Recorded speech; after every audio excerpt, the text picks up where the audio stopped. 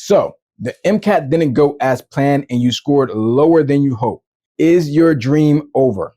Absolutely not. The good news is that there are medical schools that accept scores lower than a 490. So let's dive into this topic.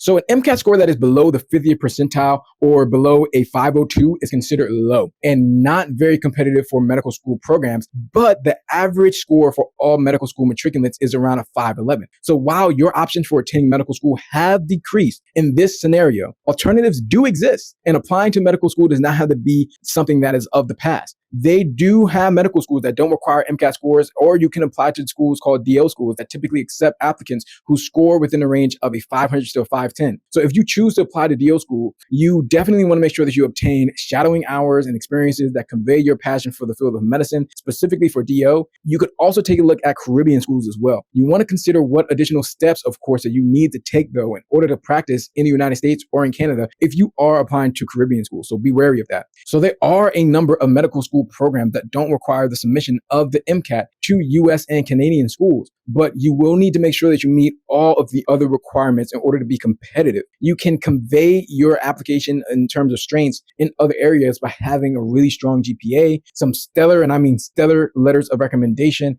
as well as having a written personal statement that is out of this world and really strong secondary essays. Lastly, you might want to consider retaking the exam again to aim for a higher score after spending time on weak areas of content. You can take the exam up to 3 times in a year, so it may be an option that you might want to consider, given that you have the time and the money, as well as focusing on strategies to improve your MCAT, which may include understanding what's on the test, improving time management skills, or even preparing and studying early. Maybe you're creating some type of detailed study plan and seeking help from others like tutors or even tutoring platforms that may help. If you are planning on applying to medical school with a lower MCAT score, you also want to target schools that put you within the median average of students who matriculate to their program. So let's say, for example, you're looking at a school like Marshall University and Meharry Medical College who have a median MCAT score of 505. Or Orlando College of Osteopathic Medicine and California Health Sciences University, their College of Osteopathic Medicine, they have an average MCAT score of a 500. So